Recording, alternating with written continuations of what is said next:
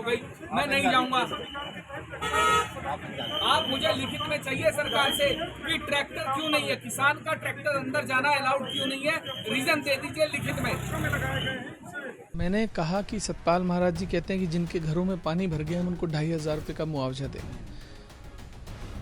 मैंने कहा कि मैं आपके घर में पानी भर देता हूँ और मैं 2,500 रुपये आपको दूंगा, क्या आप तैयार हैं? माफियाओं के साथ सरकार का मिलकर जो ये खेल चल रहा है, इस खेल का पर्दाफाश होना चाहिए, इस भ्रष्टाचार का पर्दाफाश होना। मानसून की मार से उत्तराखंड का किसान रोज जूझ रहा है कर्ज से, बर्बाद हो चुके खेतों से, फसलों से, लेकिन सरकार उनकी कितनी मदद कर रही है ये हर वो किसान जानता है जो इस दुविधा से जूझ रहा है। पहाड़ों में इस साल जमकर बारिश हुई, उसका असर मैदानी इलाकों में दिखा और वहां बाढ़ आ गई। खेत खलियान, मकान, इंसान कई दिनों तक पानी में डूबे रहे, खेतों में खड़ी फसल बर्बाद हो गई। और इस बर्बाद हो चुकी फसल को लेकर ही बुधवार को हरिद्वार की खानपुर विधानसभा के विधायक उमेश कुमार विधानसभा पहुंच गए।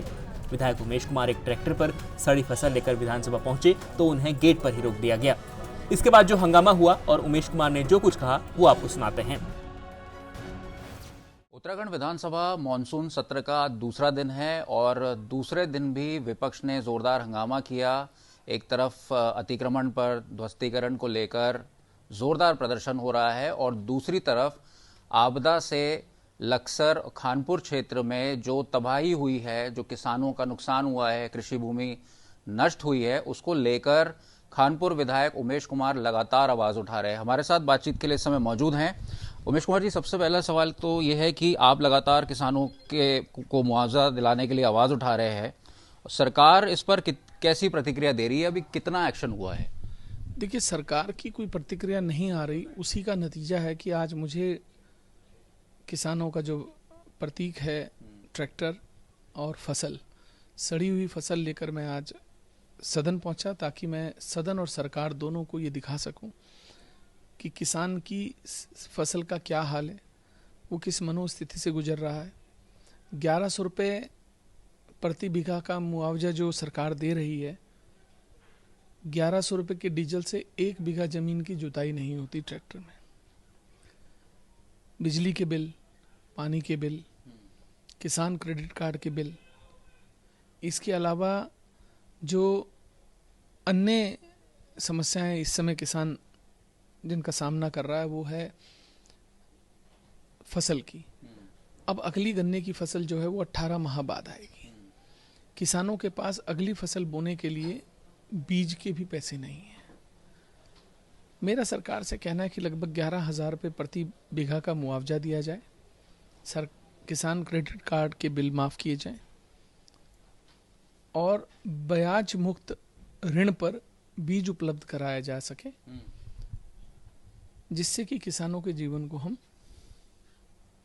राहत प्रदान कर सकें। आपका एक बयान सामने आया है कि सतपाल महाराज ने 2,500 के करीब मुआवजे का ऐलान किया, जिसपे आपने कहा कि अगर आपके घर पे अगर हम पानी भर दें और 2,500 रुपये दे दें तो कैसा लगेगा आपको? तो ये बयान आपकी तरफ से आया है। मैंने कहा कि सतपाल महाराज जी कहते हैं कि जिनके घरों में पानी भर गया हम उनको 2,500 रुपये का मुआवजा देंगे। मैंने कहा कि मैं आपके घर में पानी भर देता हूँ और मैं 2,500 रुपये आपको दूंगा, क्या आप तैयार हैं? 2,500 रुपये घर में पानी भरने की बात कर रहे हैं, जहाँ 10-10 फुट पानी घरों में भरा हुआ है। लोगों का सारा सामान खराब हो गया, जीवन अस्त व्यस्त हो गया है, दीवारें उनकी तड़क गई हैं, मकान ढह गए हैं। आप बात करते हैं कि हम 2,500 रुपये मुआवजा देंगे। 2,500 रुपये मुआवजा देकर आप क्या मरहम लगाने की बात कर रहे हैं? आप क्यों छल कर रहे हैं प्रदेश की जनता के साथ?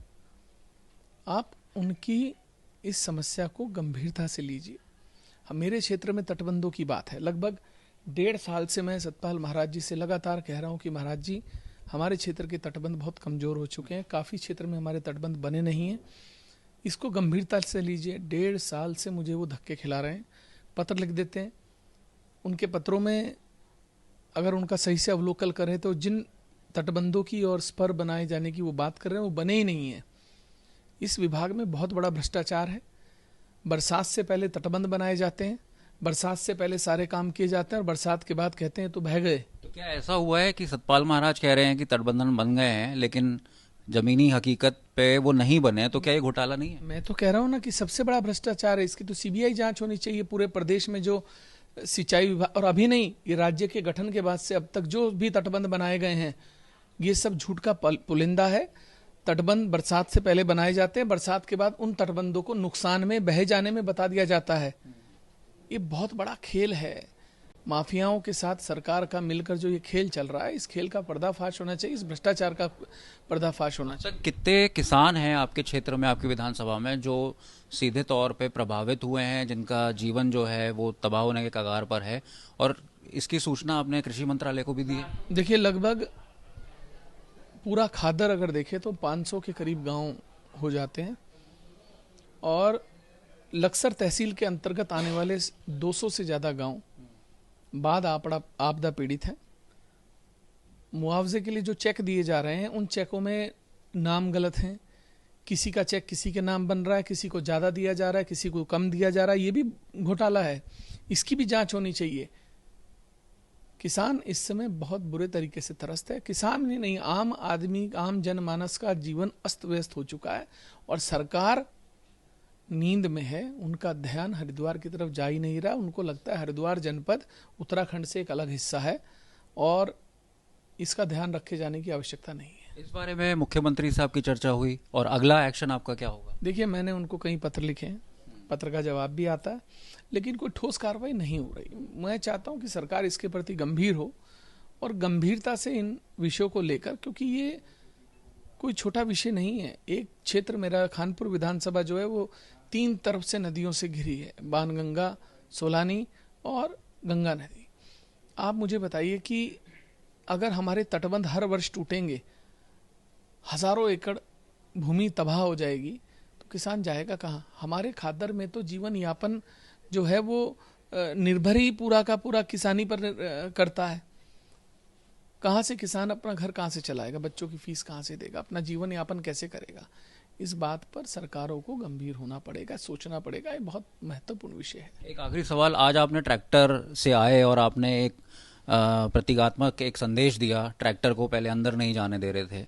आगे आपकी क्या रणनीति होगी जिससे कि किसानों की बात सुनी जाए आपके माध्यम से? देखिए, अभी अगर ये हमारी बात नहीं सुनी तो हम सरकार के खिलाफ एक बड़ी यात्रा निकालेंगे। अभी हमने कुछ दिन पहले ट्रैक्टर यात्रा भी निकाली थी। अभी दोबारा अगर हमारी बात को उन्होंने गंभीरता से नहीं लिया तो हम एक बड़ा आंदोलन के खिलाफ छड़ेंगे। ये लड़ाई इस समय हरिद्वार बचाने की लड़ाई है, और ये लड़ी जाएगी, और ये ताकत के साथ लड़ी जाएगी, और इस लड़ाई को हम जीतेंगे। तो खानपुर के विधायक उमेश कुमार जी का एक बड़ा खुलासा है इसमें। जिस तरह से हम देखते हैं कि गाँव में, पहाड़ के क्षेत्रों में भूमाफियाओं का पंजा दिन प्रतिदिन बढ़ रहा है, उस तरह से अब जो तटबंधन है उनमें भी घोटाले की बात सामने आ रही है। और उमेश कुमार लगातार लक्सर और खानपुर, जिसको कि गन्ना बेल्ट भी बोला जाता है, वहाँ पर तमाम जो किसान हैं जो तबाह हुए हैं, जिनकी कृषि भूमि तबाह हुई है, उसको लेकर लगातार आवाज़ उठा रहे हैं। अब देखना होगा कि इसमें सरकार क्या एक्शन लेती है। कैमरामैन अलबड़ोनी के साथ अंकित शर्मा।